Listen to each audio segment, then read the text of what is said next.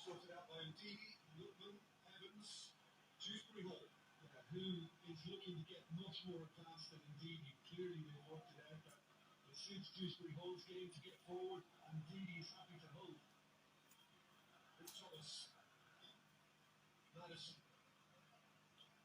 It's a nice goal. It's an imperfect execution.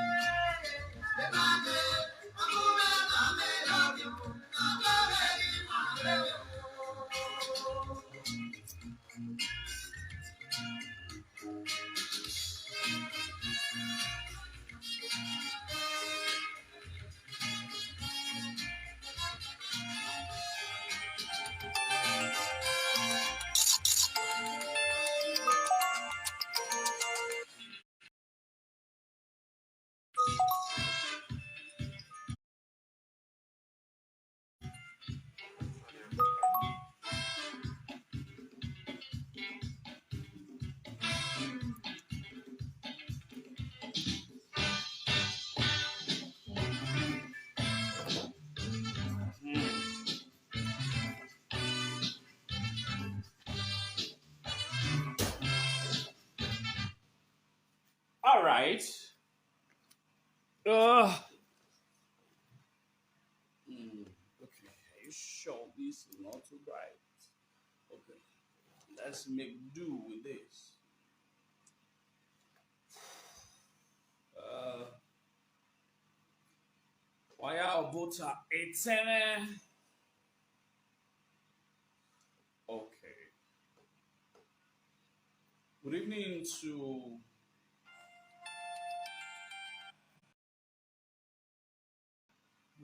to all of you. Um,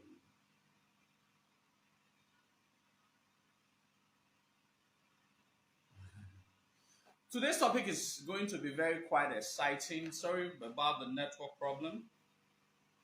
But my audio is not loud enough. You let me know. I currently cannot see messages popping up.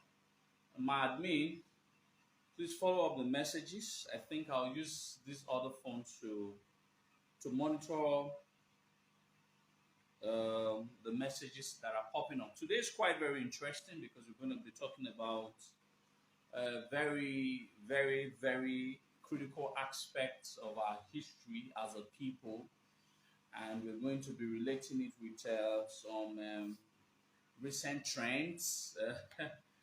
I remember that it was on Sunday morning that someone that sent me, today is making it a week, that someone has sent me a message by the Biafra people saying that they are no longer to be identified with the word Biafra and they should not be identified with the word Idu Nation.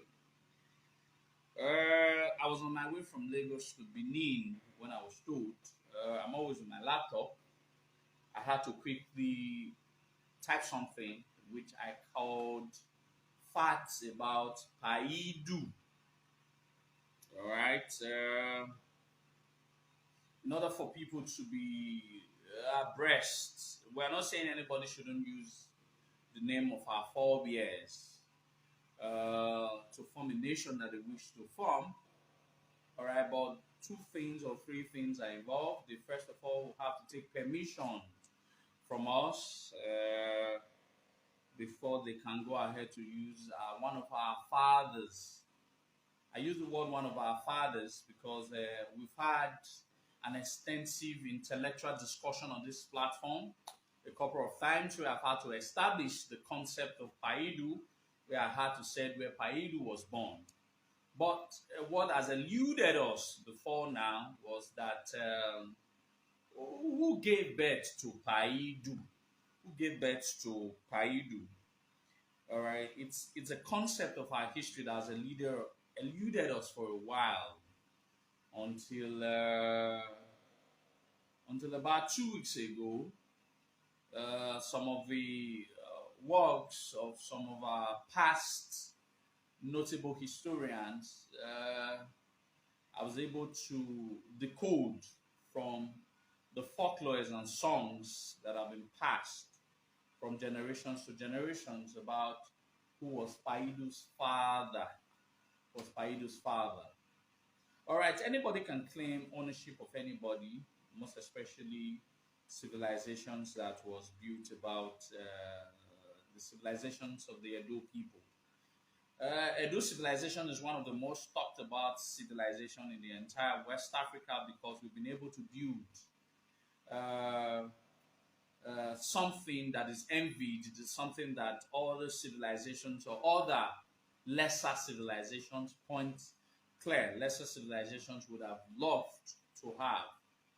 I've always said to our people that we have history that is bested by none in this part of the world, and I will indulge or crave the indulgence of our people to use the history, if we can be able to use the history that we have to build a future for our people. It's the contest is the future. We have the history, not deniable. That is why Edo is always at the mouth of every passerby, everyone who wants to gain relevance, historical relevance to the present day Nigeria, most especially southern Nigeria, must want to use Edo to shine. We understand that. We also must understand that we have drifted from the priority of our history to the figment of entertainment. Like a brother made a post about an Edo day, something that is going to take place on the 23rd of December in France. One of my respectable brother, a friend who would who would do a lot. He understands what I stand for and understand what he stands for too. Quickly commenting, I said that we have seen a lot of Edo people denigrating and embarrassing us on social media. What the Edo people on diaspora have engaged themselves in is frivolity of entertainment. One wouldn't say that entertainment is not good.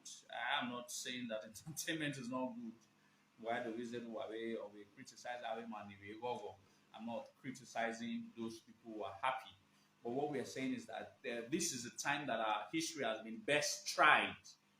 And we need to put on our thinking cap and find solutions to a problem. So we feel ashamed of our people in diaspora, basically, because they've not been able to provide solutions to the inaptitude of our people in diaspora. And then that's the point that they raised, that, for example, the Adeyinka godson, who has constituted nuisance for a while, was pinned down by the Yoruba diasporans. And how come the Edo people that is practically almost having the largest diaspora numbers has not been able to do something about those diaspora destitutes? Yet every day, every week, we continue to hear that this one is doing party, this one is doing an entertainment show, and this one is doing something. Is it that we are comfortable with the problems? If anybody misbehaves and denigrates our people and is home-based, I receive countless of calls that Izoduwa or Rowa, there's nothing you've been able to do about having manity a bug, if you get why.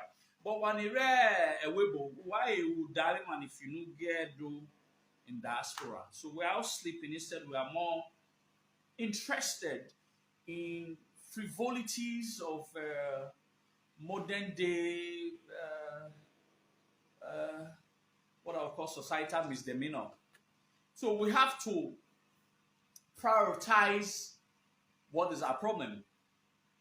If you love a donation, you have to do something about it. There are a lot of destitutes that call themselves social media presenters. What have the adult people been able to do about those idiots in France, those idiots in Germany, those idiots in Italy, and all of that? What have the adult people been able to do that to bring those people to justice using the justice system of the countries that some of these people reside on? These are some of the issues that we should start reflecting on basically as a people, because it's no longer getting funny. So I'm inspiring, I'm speaking to our people today. Having Maya and Iredo to allow all of those non-important issues about fun, entertainment, and events is not necessary at this time where our history, our land, the progress of our people are being tried. Instead, we have to focus on what will bring once again, the greatness of our land. So all of those people constituting nuisance should be okay. Um, okay. Okay. Sorry. I said I've been told that my audio is not loud enough. Is it good now? Is my audio better?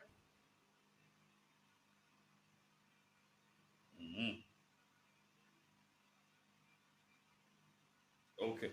It's good now. So, uneven time. I'm actually shouting on the top of my voice. I think you people should hear. So, we should stop dwelling on the frivolities of history, and let's face our work head on. I haven't said that. I wrote quick fact about Paidu. All right, sorry, I can't follow your commentaries. All right, in my show network, no ba. I digging a post, a comment name I make. So, but all I can say categorically is that some of these things are often at times I've wondered. Let me quickly say this: I've wondered why our people have prioritized frivolities over what is really centric to the growth of our land. First and foremost,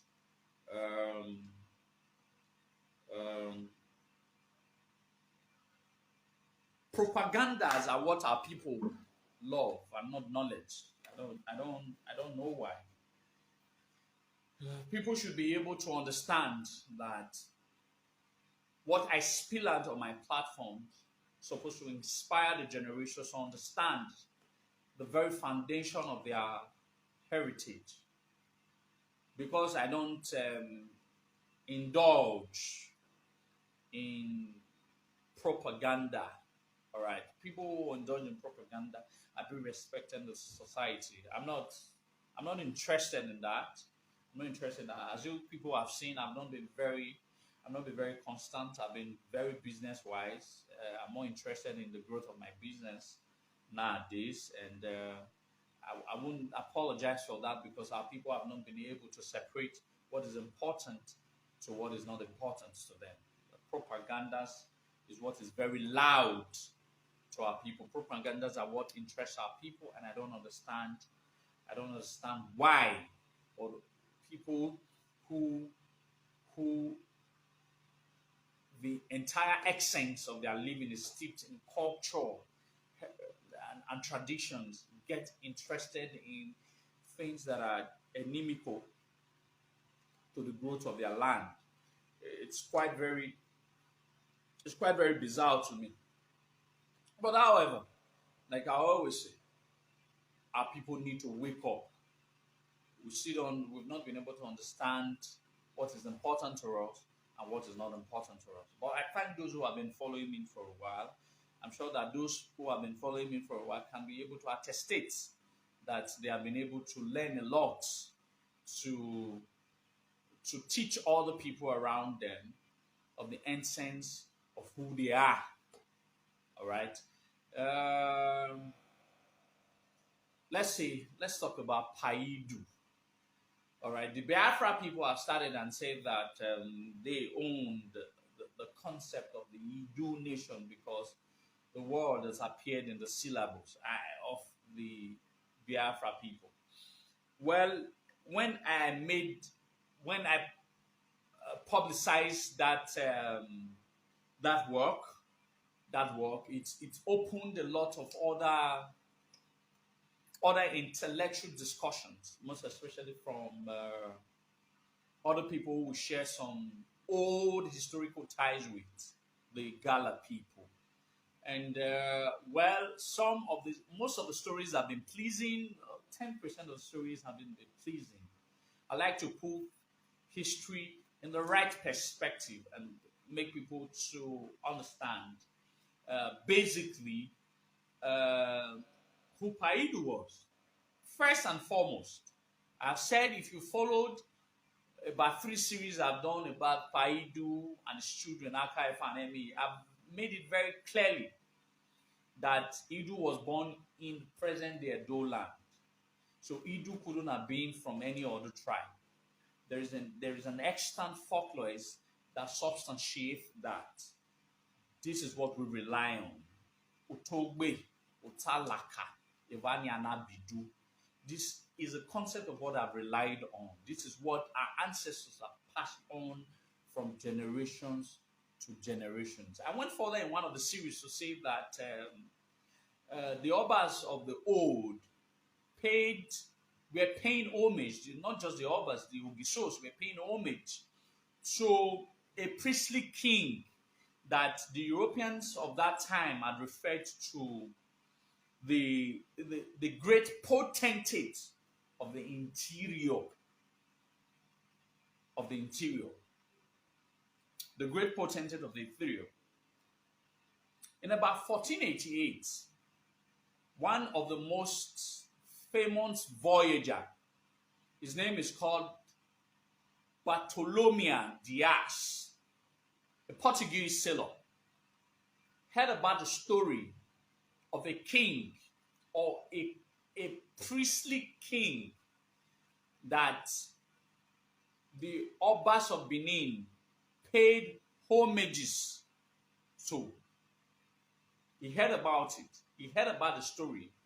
That story was as a result of the legends of what some of the Edo people passed, most especially Oen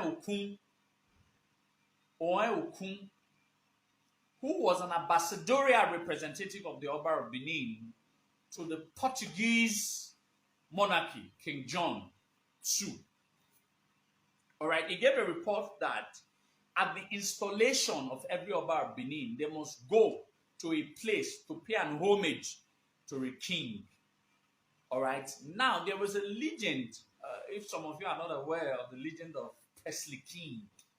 All right, the entire Europeans are taught that as powerful as the Oba of Benin, who on earth would the Oba of Benin pay homage to, if not the legendary Presley King?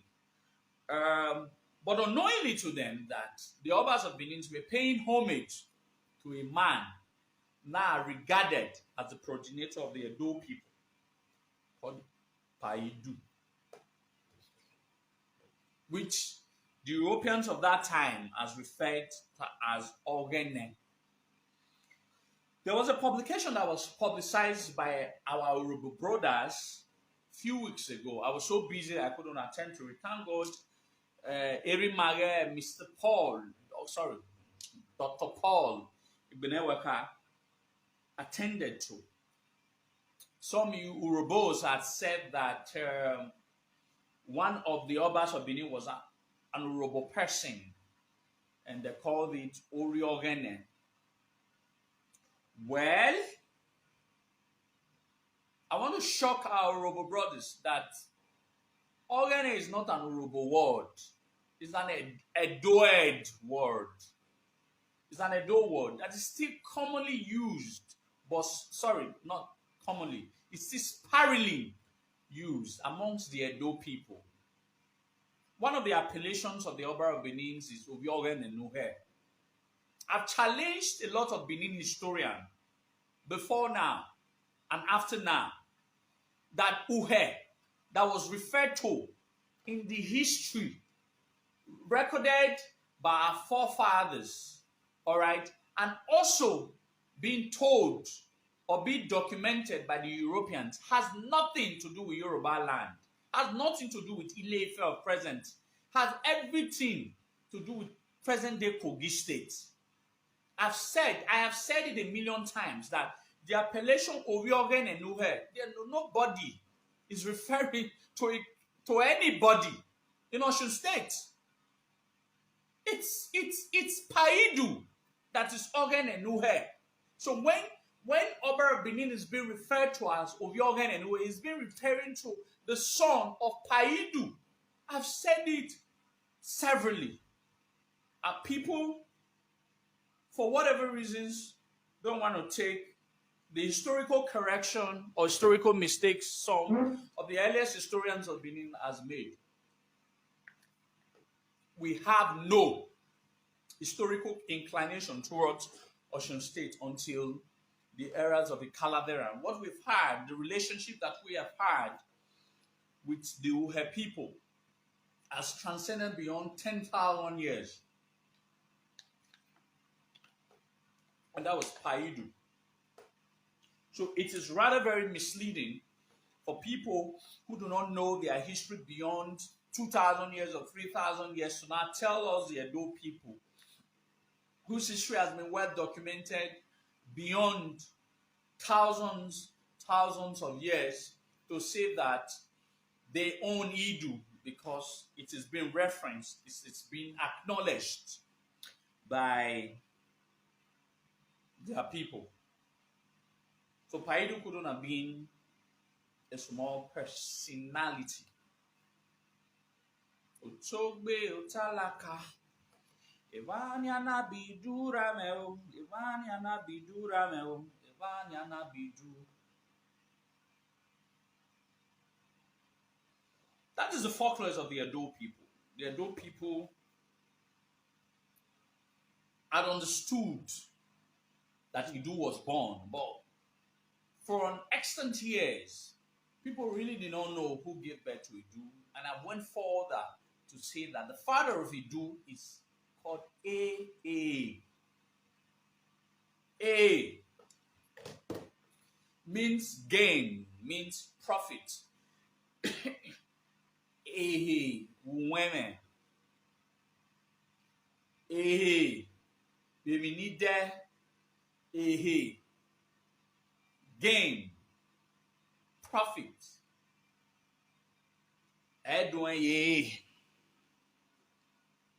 What's the father of Idu? He was a founder of Hundu. I've always asked a question that nobody has been able to answer. A few weeks ago, I asked a question. Explain. I asked a question. Now, what is the origin of the word Ota or Mai?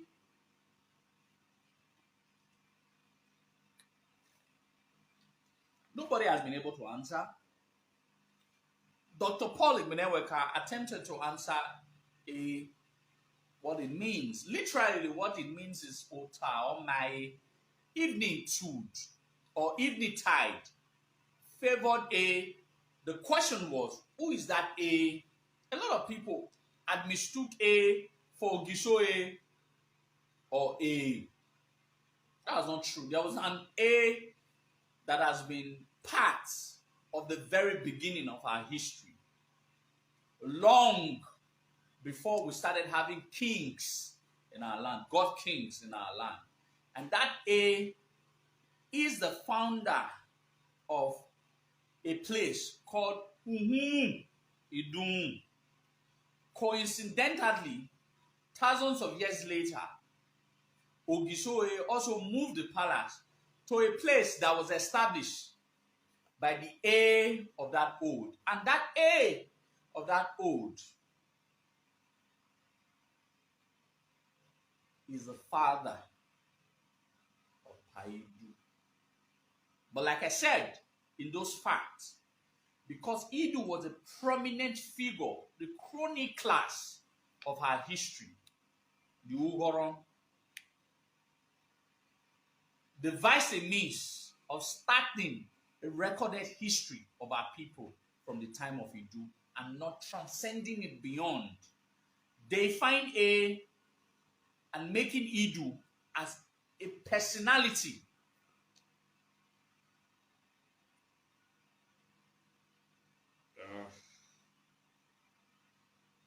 Would we understand the concept? Do we understand the concepts? A is the father of Idu.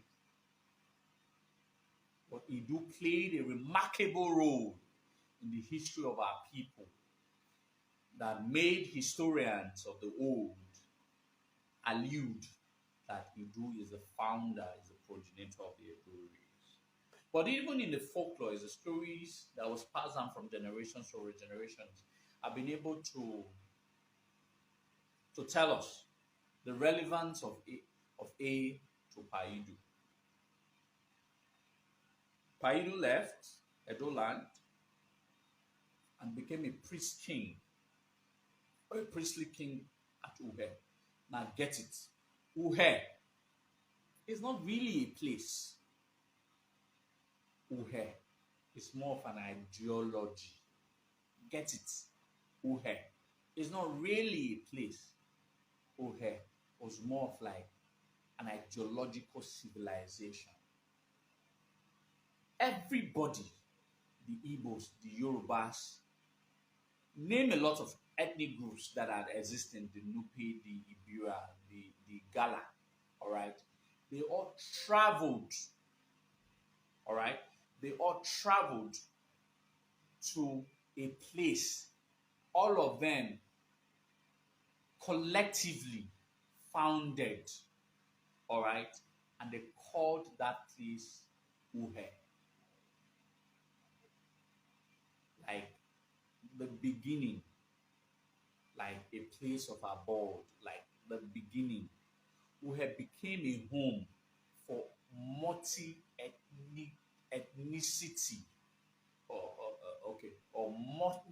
multi-ethnic civilization. Uhe was not founded by the Benin people alone. Was not founded by the Igala people alone. Was not founded. It became an ideology. You know, it's just like I am from Lamogun family. I left.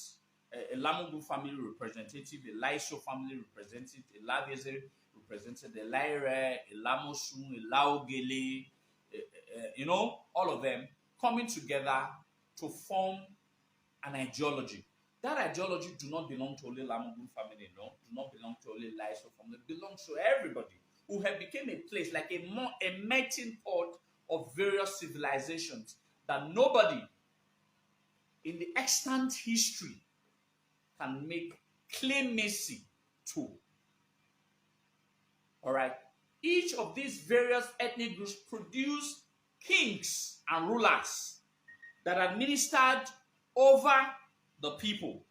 The Benin people produced their own leader, and they are the first leader of the Uhe. Ideological civilization. I'm using the word ideological civilization because I don't want to call it a place. All right? The first people to produce the leader of that Uhe was the Benin people, and his name was Idu. Idu became the first king or the first ruler of a civilization that was formed by multi-ethnicity. So being that the Edo people, the Benin people, the Godomigodo people, or the Idu people was able to distinguish that this man is from their own ethnic group, they built a shrine for him. And that shrine, they call it Ogene Nuhe. Ogene is an Edo word that means someone in place of authority. A godlike figure. I've explained this 1,000 times. A godlike figure, not God. You don't get, not God. The Yoruba people assume that Ogene is God, but the original idea or the original meaning of Ogene is not God. It's a godlike figure. So, to my Urobo brothers who feel that Ogene is an Urobo word, you're wrong. Ogene is all of our word. Ogene is an Edoed word. It therefore means that the Benin is a Benin word, is an Urobo word, is an Isoko word, is an Ikwere word. It's all of the Edo and its descendant word. And it means someone in the place of authority. And that it was an appellation that the Edo people at that time at Uhe gave to their own leader called Idu. Someone in place of authority. A godlike figure. Because they looked at him, they reverenced him, they looked at him like a god. So they built a shrine for him. And that shrine he was regarded as Ogen Enuhe. And every Ogisos were regarded as Ogen Enuhe, the sons of Paidu. Ogen Enuhe means Idu. I've always told the Benin people, it's just that they don't get to listen. They don't get to listen, and that's why the Igbos and the Yorubas use our history for propaganda. I've always said it. That's what it means. Ogene does not mean God. Ogene means a godlike figure. Just like the Oba of Benin, we refer to him as God representative on earth, and that's what Ogene means. God is Osa. Ogene is a God representative.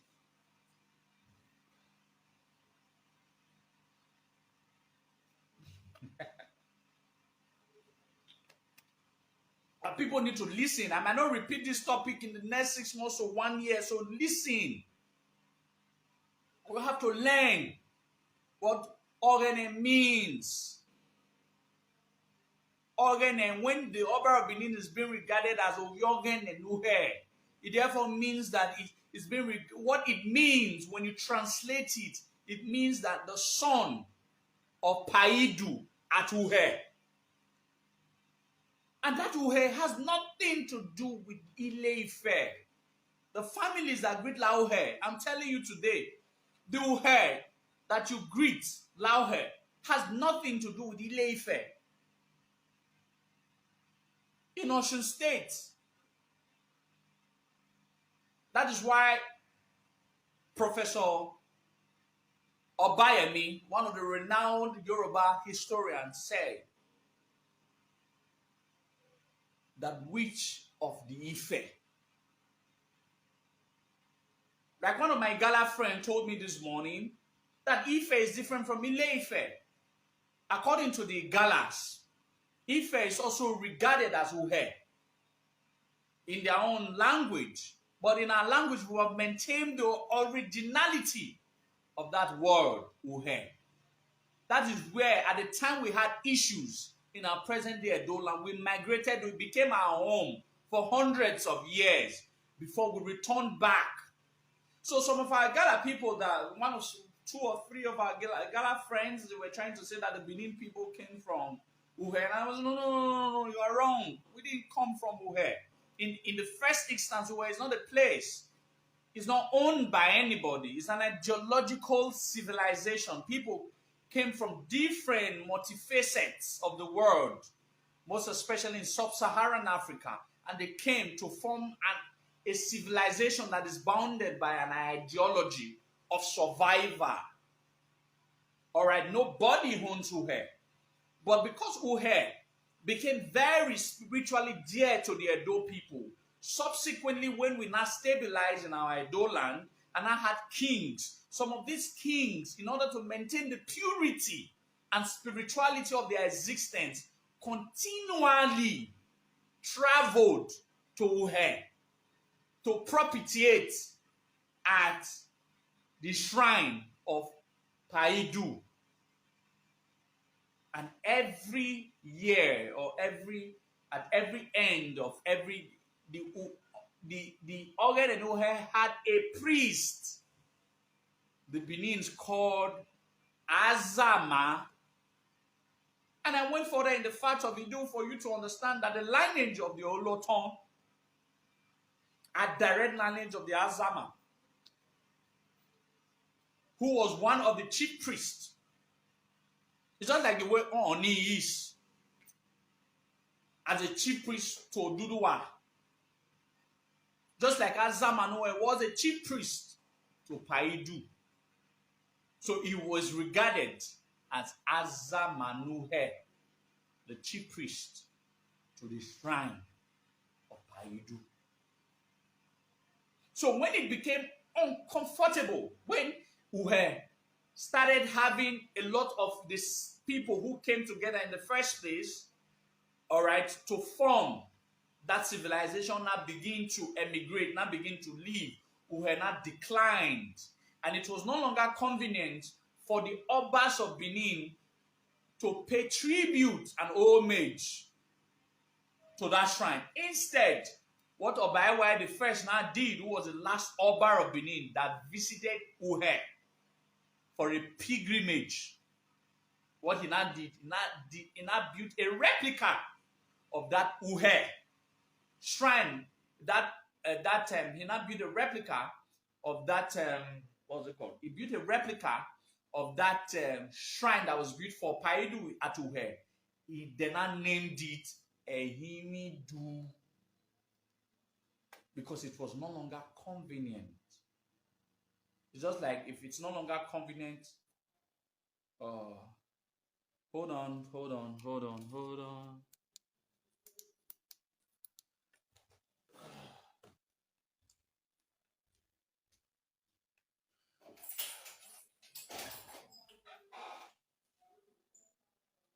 For time you say that I don't like now.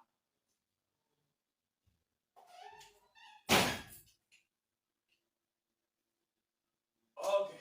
Okay. You're bad, man. Sorry, ladies and gentlemen. When Nigeria here now, I'll tell you back. But never mind. On my distance so that just in case I take light, we still be all right.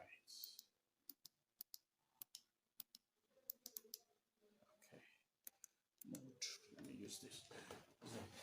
Okay, like I was saying, because it was no longer convenient for the people of Uhe, all right, for the people of the Edo people, so a replica of that shrine was built in Benin, and it was called Ehimidu. Ehimidu now became the royal deity of the Edo people.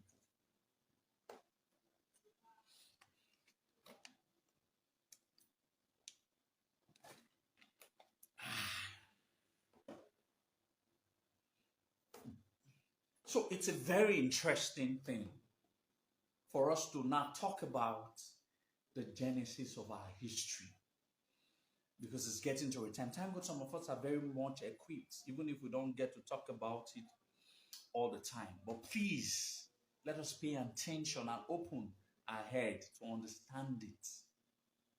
Paidu was born in Benin, in a place called Otalaka, Otobe.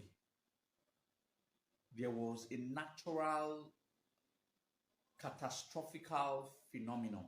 There was a flood that even in the world historian that recorded it as the post-Adamic cataclysm, the flood almost ruined the entire world. The Benin people experienced it.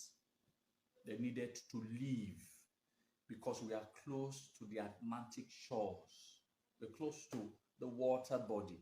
We needed to move up north, the present-day Nigeria. We needed to move up north, the present-day Nigeria, so as to survive the post-Atomic cataclysm. We're not the only people who moved. The Yorubas moved. The present-day Yorubas moved. The present-day Igbo people moved. Everybody moved. The Nupe people moved. The Gala people moved. And we met in a place which we all collectively had named Uhe. We all collectively had named Uhe. It became an ideological civilization of survivor because we needed to survive. We found a place that we all can cohabitate as a people. we all can cohabitate as a people.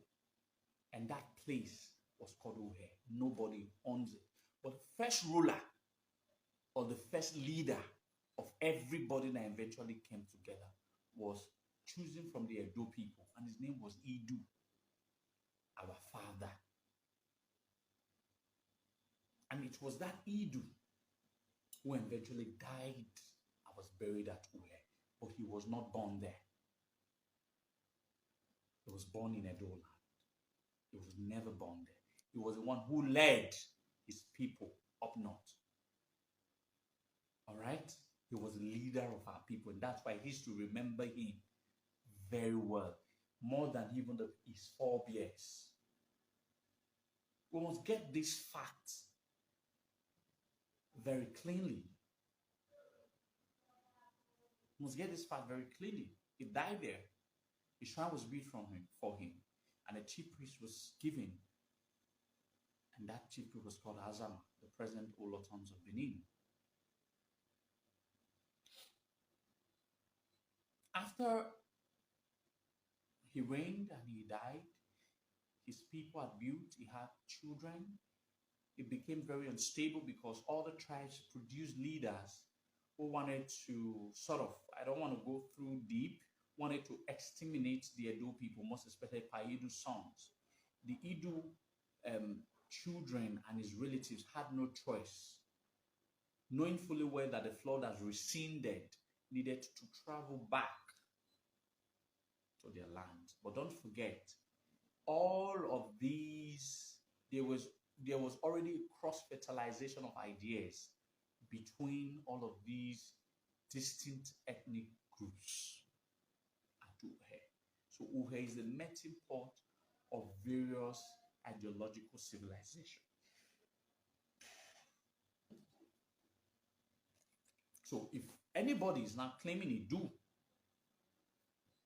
that they are Idu, that means they are Benin, because Idu is Benin and Benin is Idu.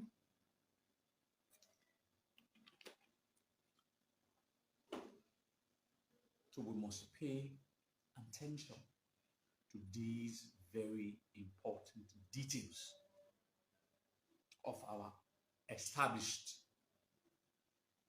ancestor, to our established progenitor.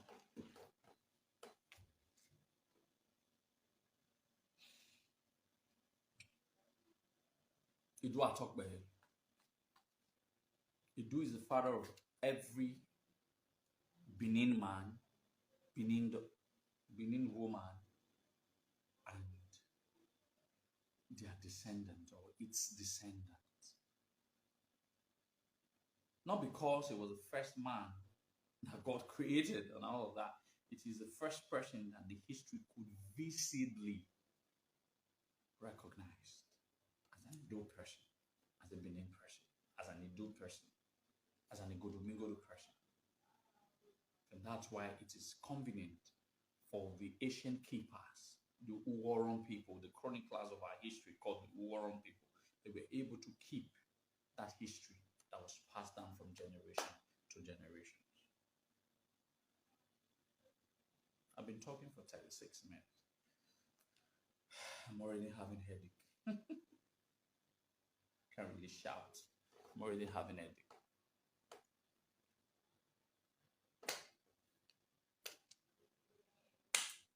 You know, I sang a song. I wish I'm a good singer. I would have been able to sing in a lot of these songs. Ogi, so you hell. I need late on documented a lot of these songs. Are folklet songs. Okay.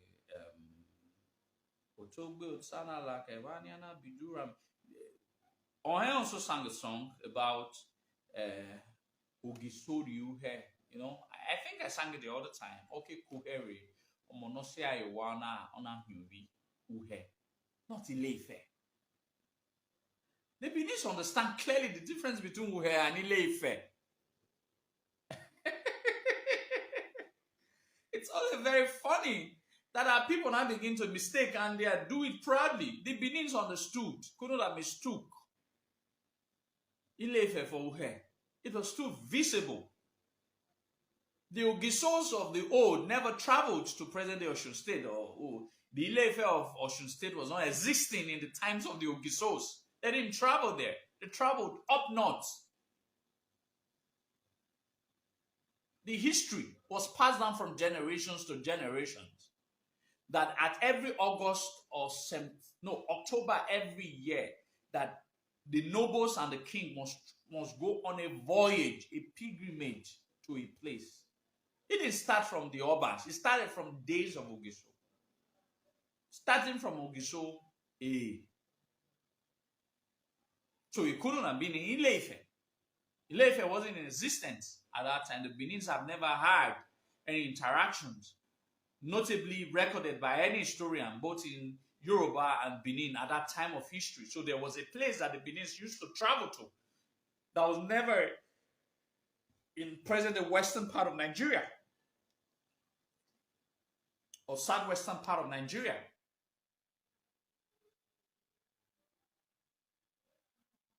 Let this guy not off this gen again. Just a minute.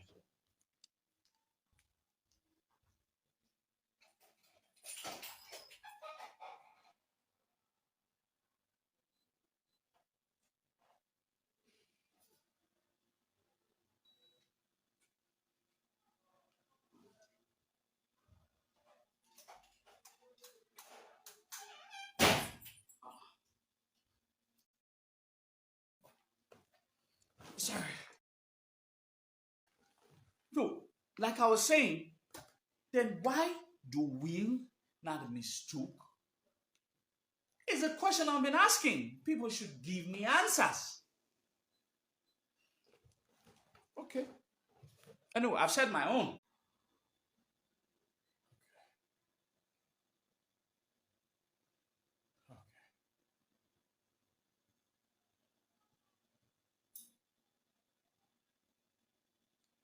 Sorry, network. So, like I was saying, it is quite very appalling for us to now be in a place where we no longer understand some of this history. So, like I've said, Idu Paidu is Benin and Benin is Paidu. I don't know why our people would have sounded so ignorant not to have acknowledged what Idu people, what Uhe represent in the history, in the canons of history of our people. I will end it there.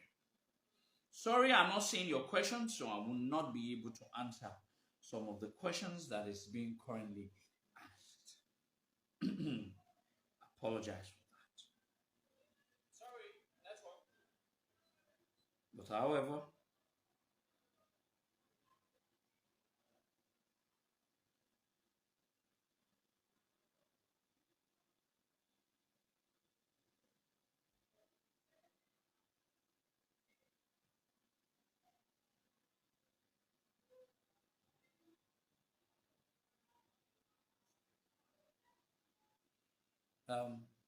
apologize. I'm trying to look some of the questions that have been currently being asked.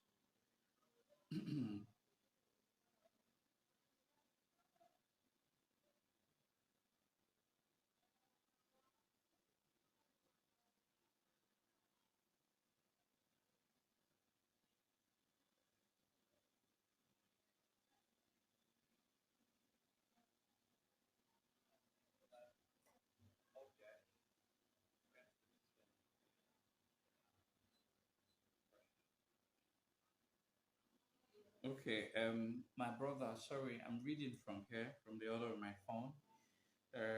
Oviedo Bataki, why are the Igbo saying that they are the Ido people? I don't know why the Igbos are saying that they are the Ido people. They are obviously very confused. They're not abreast of their history. They couldn't have been Ido people when they are referred to us historically as Onyi Idu. All right, they couldn't have been. Are you listening? They couldn't have been Igbo people. They couldn't have been Idu people when historically for years, hundreds of years, when they have referred to us as Onyi Idu, the Idu people. At one point in time, the Igbos acknowledges that we are Idu people. At what time in history did that change? Variously, invariably, very confused.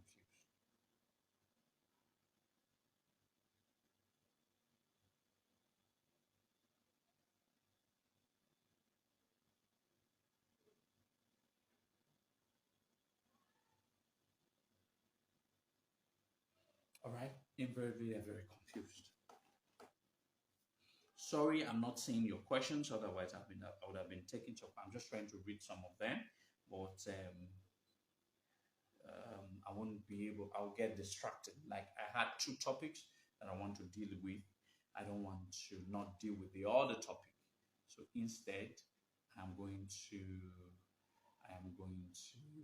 Instead, I'm going to go to the other topic. Okay, said my voice is low. Instead.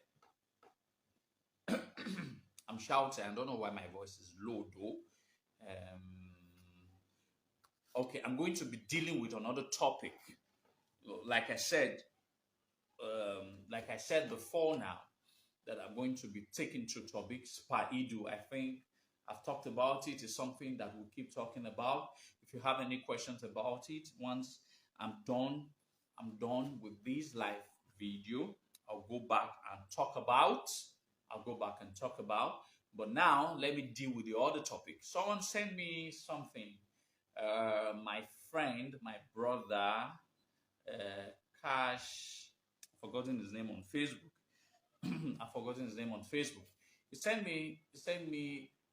He said that our Asan brothers and has always said that they beheaded Ozolua.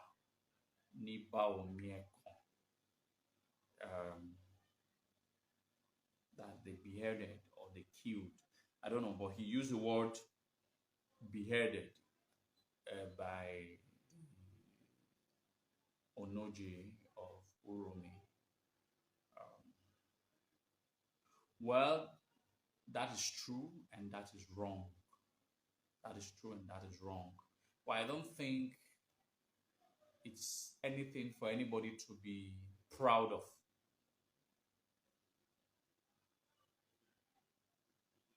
I don't think it's anything anybody to be proud of. Okay, can I join the video, sir? Yeah, sure. How do I invite people for videos? Okay, I think that's it. Okay, add. Okay, I'm trying to add you now. We are Dok Bataki. I don't think it's anything anybody should be proud of, even if that story was either true or what is the other. Okay, Otem. Hello. Yes. Is it good? We are Dok Bataki. Hi, pardon. Okay. If you wanted to join the video, call Otem. Yes. Samosa. Call. Gwimagwan. I agree because me go as a do kakabo. Yeah.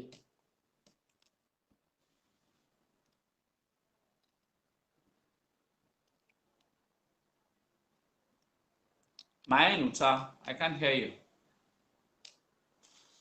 Can you hear me? Oh, okay, it's good now. One here. Okay.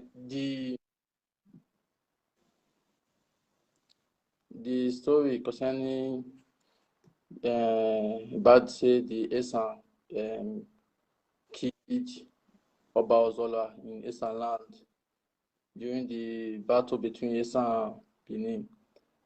I would like to know more about the story.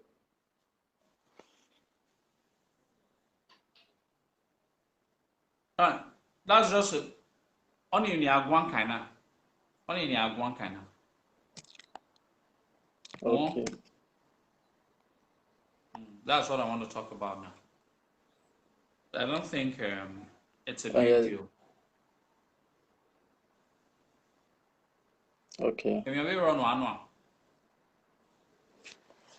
And about the part you do own too. The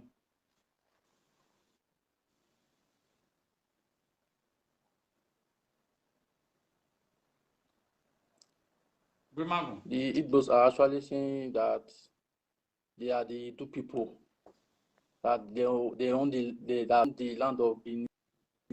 That during those time, in our ancestors' time, that our ancestors forcefully took over the land for them.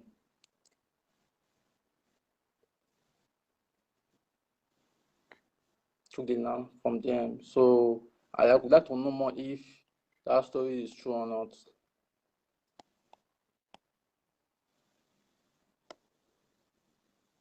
All right. While I've answered that question. One kind on Paidu being claimed by the Igbo people. That's not true. Like I've said, even the Igbo people refer to us as Onyindu. Yes. They're from Idu people. So they couldn't have been Idu and now refer to us as Idu people. And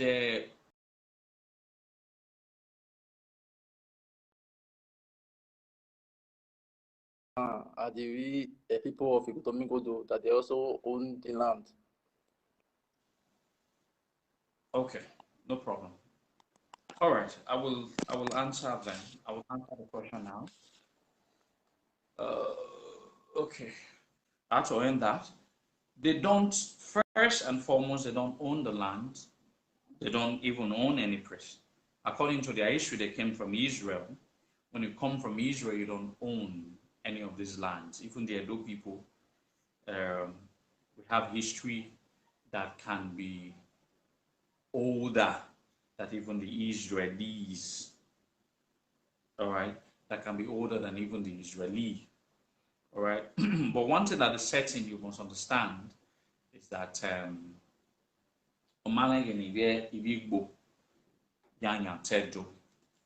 all right, it's just propaganda. As for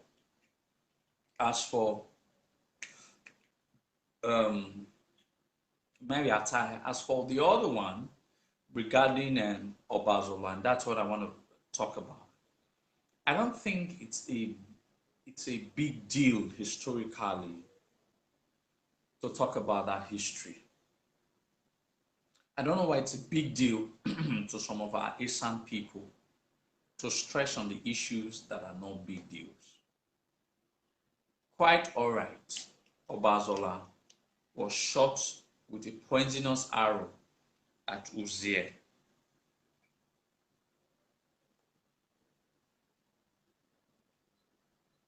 Okay, Peter Izoduwa, yes, let me grant you now. I think my throat is getting sore. I've been talking for too long. Okay, Peter Izoduwa, let me add you. Okay. All right, I'm adding.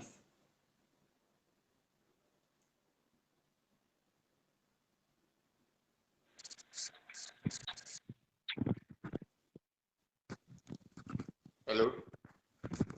Hello. Mr. I would like to contribute to it because my brother just asked a question just now about the Esa or Idu, the Igbo claim to be Idu. I hope people can hear me. You can hear me, sir? Yes, I can hear you. Go ahead. Okay. So, if in the Bible, according to when Igbo said they came from Israel, in the Bible, the Israel are even almost the last children, because the pastor doesn't teach many people truth of life. When some people were tracing histories that we came from Egypt, I said, well, if you trace our history to Egypt, I will tell you we are Abraham direct descendant. If you trace it to Egypt, we are Abraham direct descendant. That is why we circumcise, because Abraham did not have 2 children. Abraham has 7 children.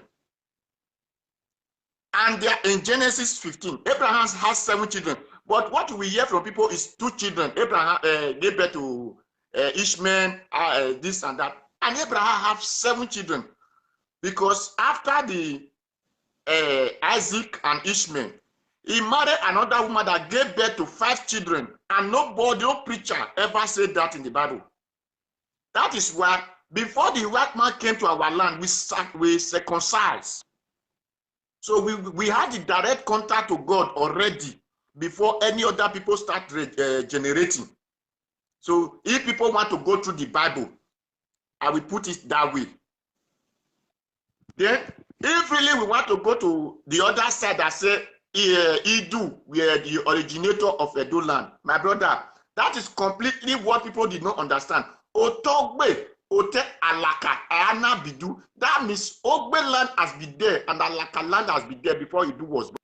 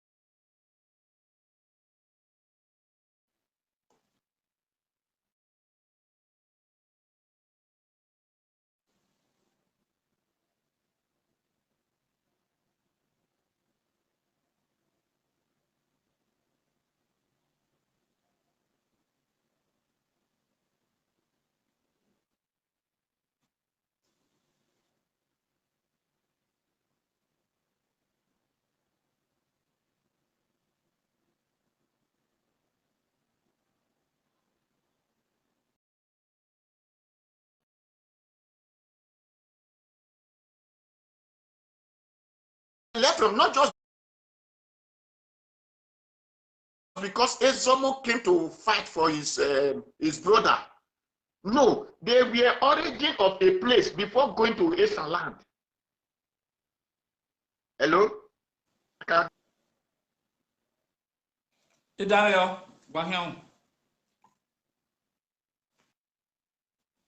ahead, I can hear you.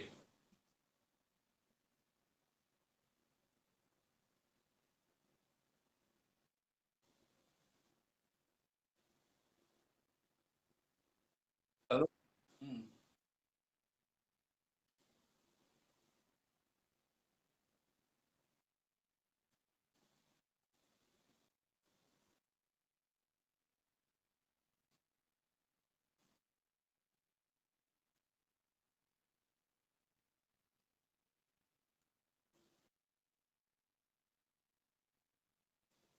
What is deny Edo? They deny Benin. You deny your father. How is that possible? You can deny this is my brother, but you cannot deny this is not my father. Because father is the origin.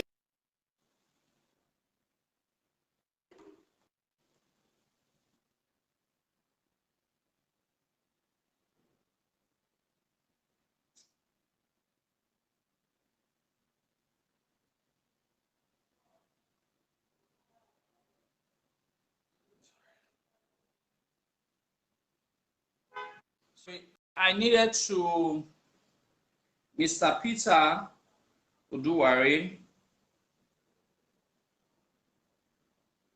Mr. Peter Oduwari, sorry, I had to end that call. The network was bad. And first and foremost, I understand the angle you were speaking from. First, that's what I was also stressing on.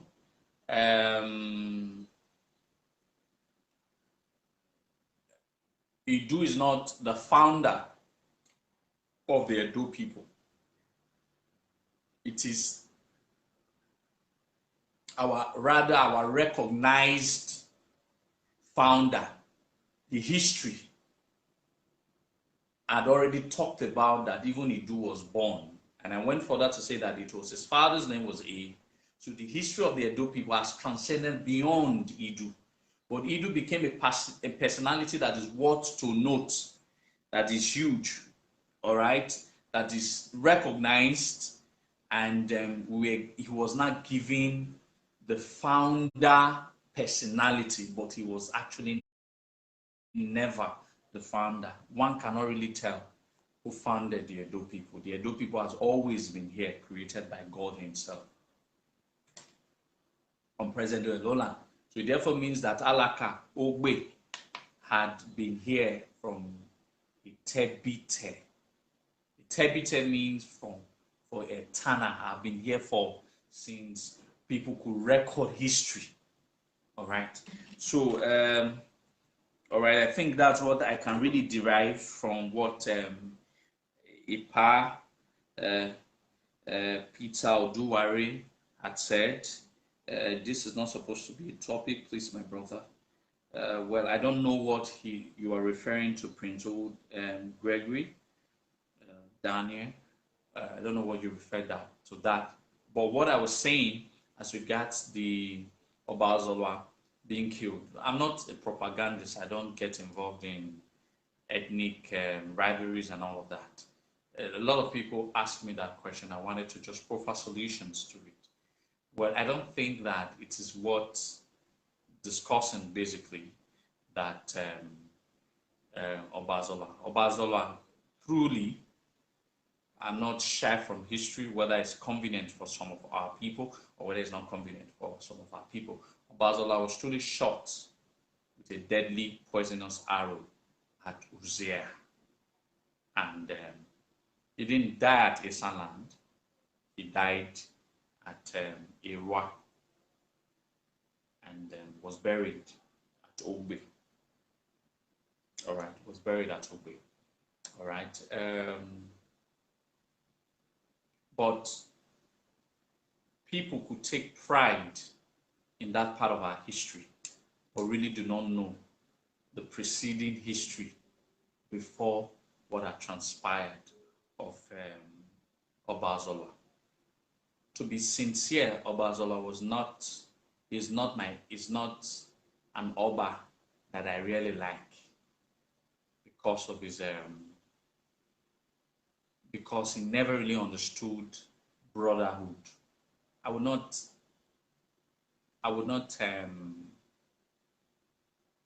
blame him that too much, because at the time Ozolua became the Oba of Benin, Benin had already become a republican city. Don't forget, after Oba the first died, Ezoti became Oba. He reigned for 7 days. He passed on Olua. Oba Olua didn't reign for long. Then they tried to install Princess Ideleyo and all of that.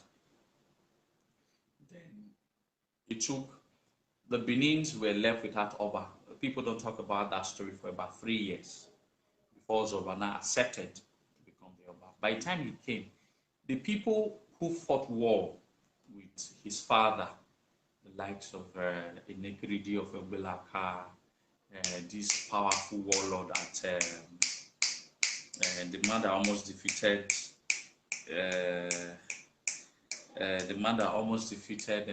Ozolua at Egbai, one of the Enogi of Egbai. We have Iriaria, who is not named after Iriaria. We had Akenisi, we had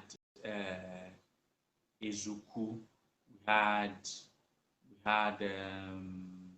Ovaoto, Nigeduma. We had warlords that fought. Okay, Okwai was no longer alive at that time. We had warlords that fought during the time of his father. So when he became the Oba, he had those warlords already creating territories within the empire for themselves as the king. So he needed to conquer them so that they can be subservient to him. All right, the two most difficult of the wars that he fought, the three most difficult wars that he fought was with the Iriaria, a woman. Okay, he also fought with Isenu Utekon. He fought with Egbai. He almost lost that war with Egbai. The most difficult was Enekridi Nobelaka. Then after he had conquered all of those wars, he was able to re-augment the Benin Empire as it were. He was fearsome. He didn't By nature, he wasn't interested in peace. He was always interested in war.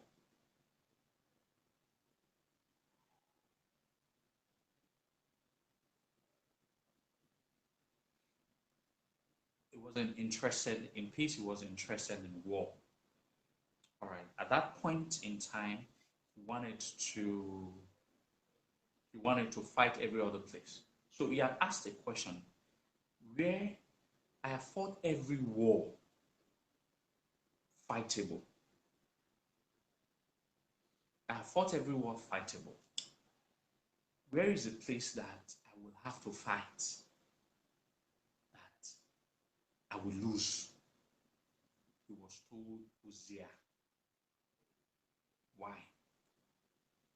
You must understand the story. The Edo people must open their ears to open the story. I talked about the precedent of history that led to his defeat at Uzziah. Two things defeated Ozolua at Uzziah. It has nothing to do with Esan people.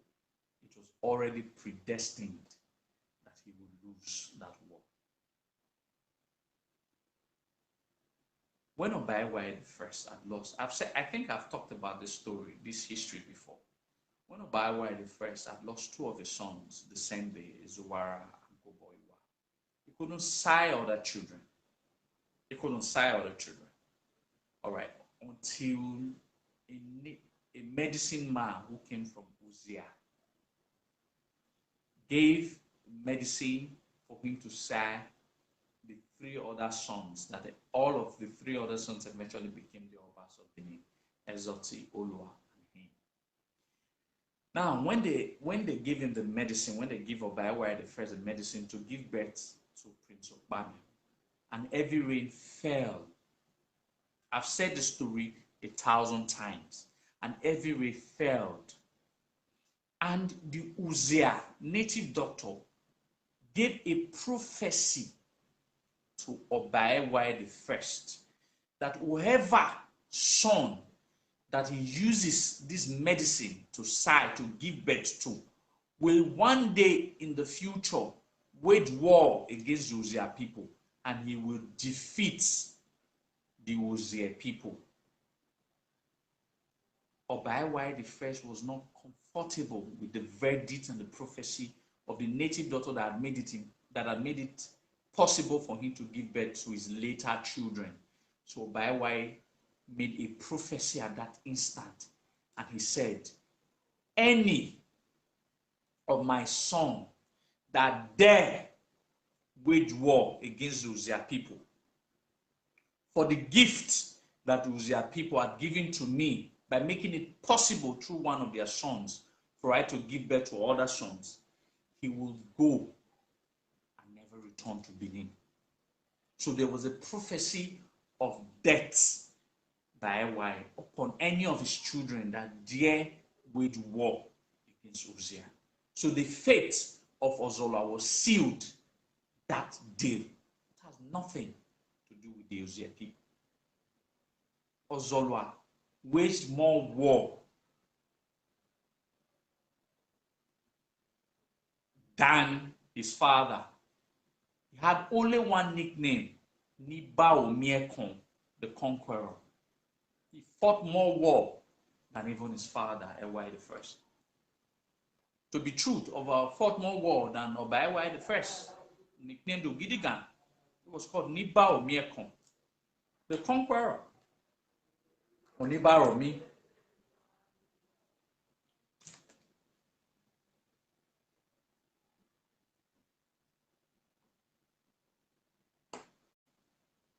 All right. So there was already an instant prophecy against him as to what will happen.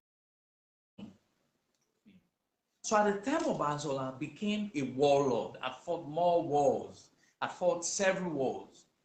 He had won all of those wars. He came and said,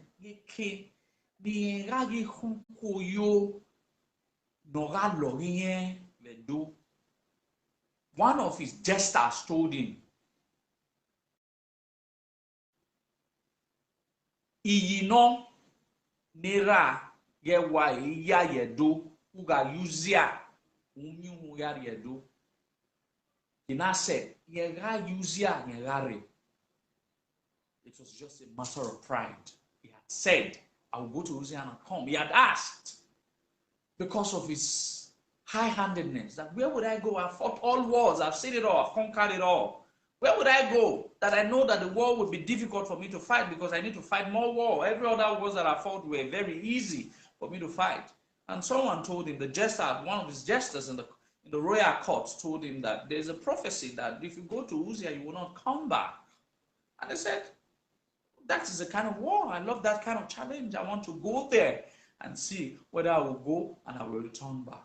On his way with his soldiers, when he got to a war, there was a powerful prophet, or priestess, not prophet, sorry.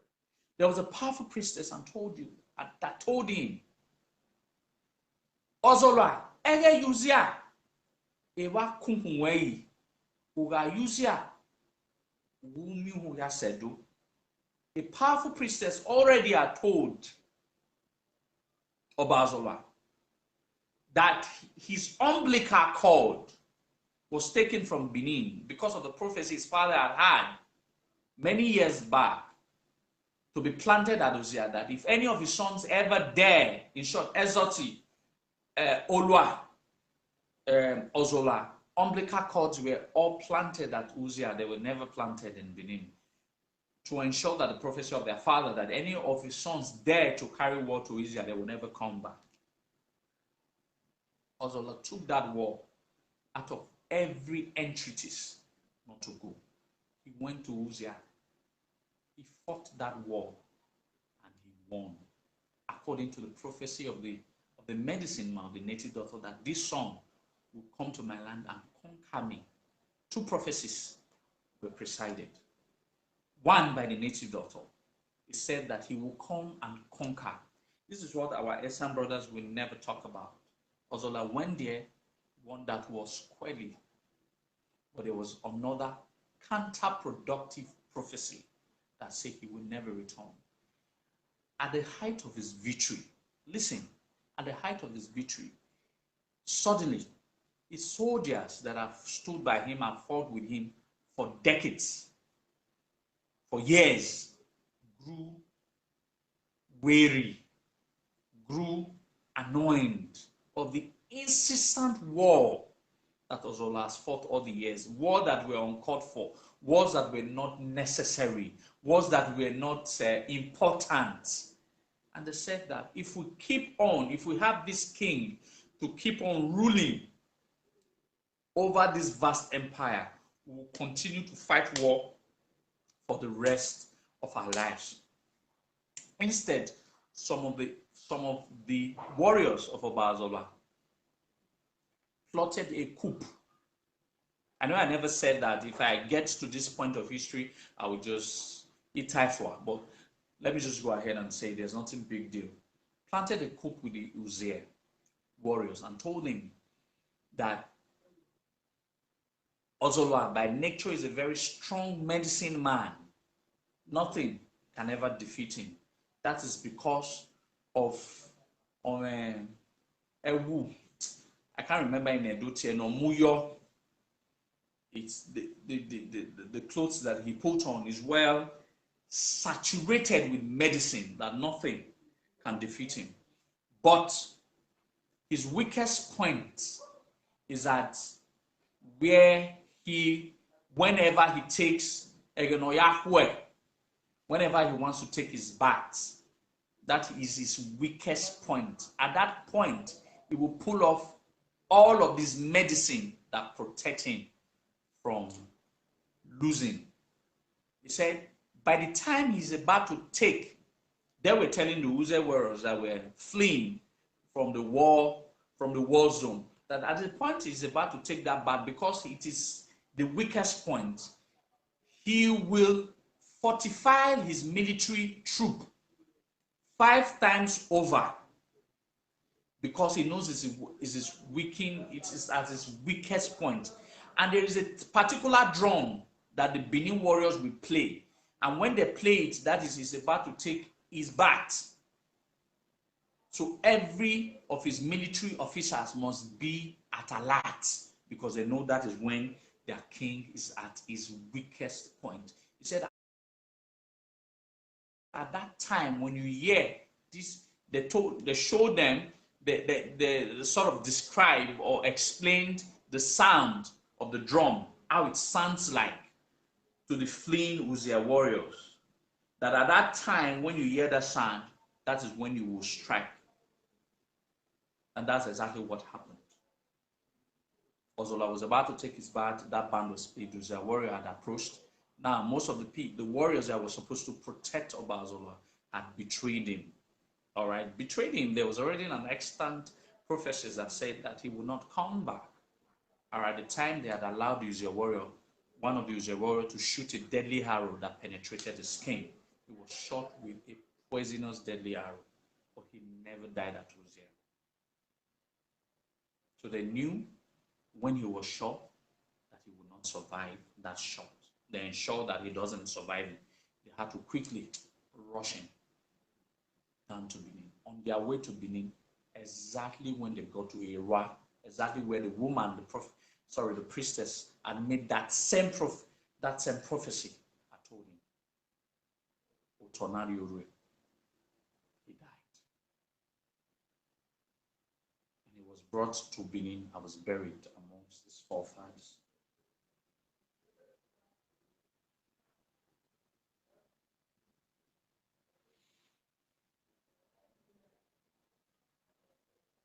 So, which I feel it happened, yes. It was the people had shot Ozolua with a poisonous arrow that led to his death. We never have denied that history.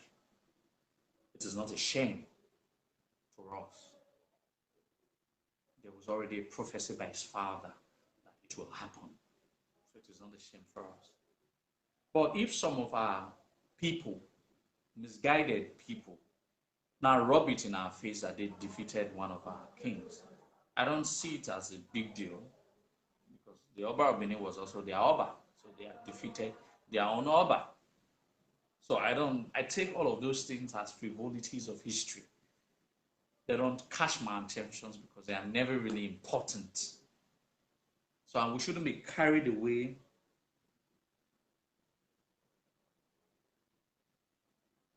Shouldn't be carried away by the frivolities of history.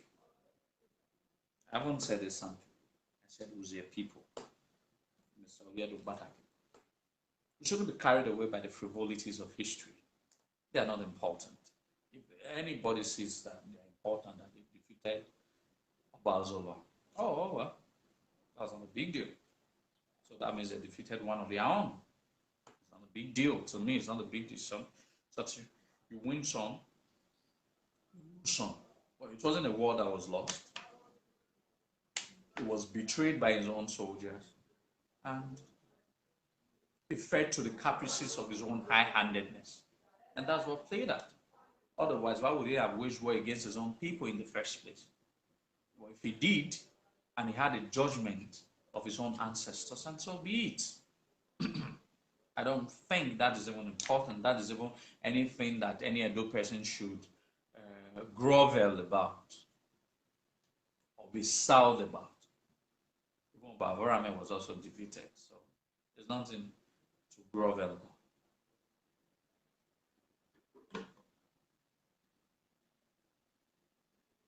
All right, so it's not anything for us to grovel about. So, to me, or issue that are not important to me, I just feel they are not important to me. But since it was asked, I needed to just throw some light on that. So that's what played out. That's what played out. Okay, I've been talking for an hour, 16 minutes. So that's what played out. So it shouldn't be a big deal. Yeah, it shouldn't be a big deal, ladies and gentlemen.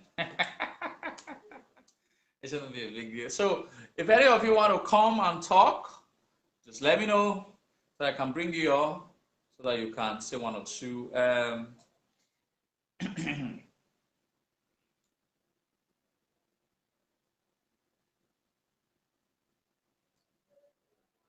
Well, I don't want to disagree. I don't want to disagree with what your father told you, Miss Prince Obie. And so I was in your village, your community today, a war mama. Actually, I was in your community today, a war mama. You why am I wanted to establish one of my estates there. I wanted to establish one of my estates there. So, but maybe you and I will talk later, Prince Obie.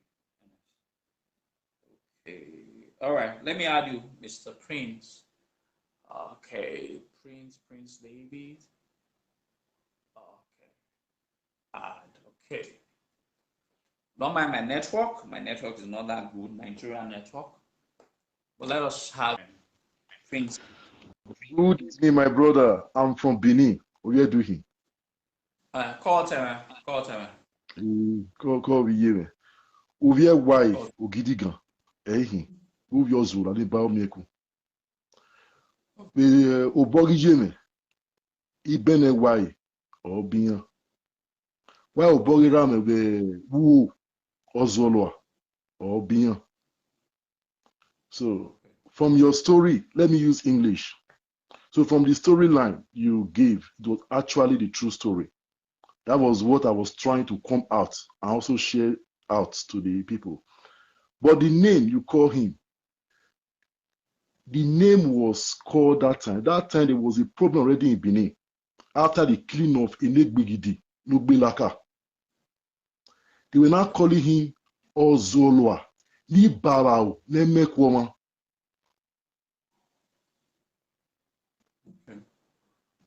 Ozolua, Ni Barao, Nemekwoma. Because at that time they said there were a lot of wars that was not really called for. That Ozolua was waging war. It was like somebody who loved blood, who want to see war.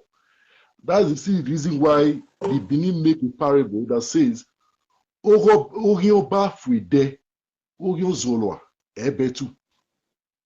Because Ozolua had no tolerance of pardon, of to forgive anybody which he consider enemy. True. Even when that person try to plead or not, or plead or do some other things, he will not still forgive. And that same Uzziah was the place which the native doctor, because right on time, the Benin and Ishan have always been one people. There have been no division between Benin and Ishan. Although they left the Benin Empire, but they are even the Okbota is an Ishan man. Orokbota was named after an Ishan man, Ukbota. So when you see the youth of today coming out with all kind of propaganda story to destroy their own ancient ancestral story, is very painful. And I'm very happy having somebody like you. Having somebody like you who sacrificed a lot to bring back all the lost ancient knowledge. Africa, we are all marching into darkness because if you don't learn your history, you will never know where you are going to. Because where you are going to go, you want to adopt another alien history. So the alien result, you are going to face it. Example, the Benin has a wall that was built around Benin that would have been fetching us millions upon millions of dollars every year. If only we have a reasonable people who could build something like U-Bahn, I don't know how they call it in English, a train that will be driving around the circle of that moat to see how deep and the engineering and the architectural work the ancient people did to face a whole kingdom. Who can face a kingdom these days? If you leave the Benin of today to build that same moat, 100 years they will not do it. People who cannot even tie road, that they will be able to build such a moat that ran a city. So it is painful. that a lot of us, we don't want to, we westernize ourselves. Like to me, I'm one of the power people that who normally advocate that Abraham is not my ancestors.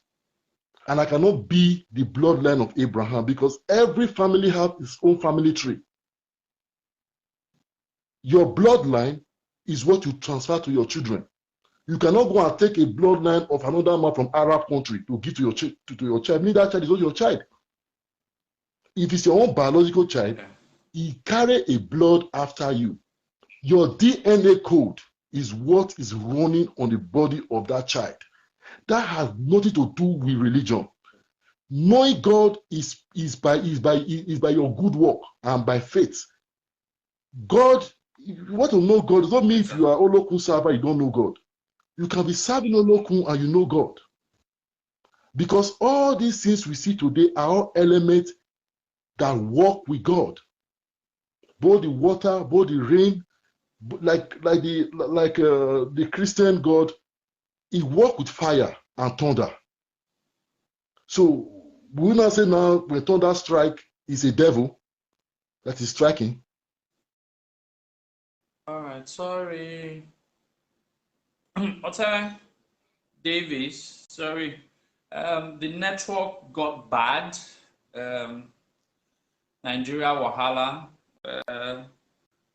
But you were making a lot of sense. I'd like to bring you up again once the network stabilizes. All right.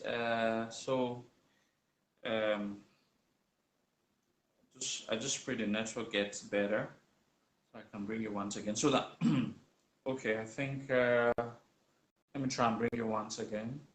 Okay, you're not here.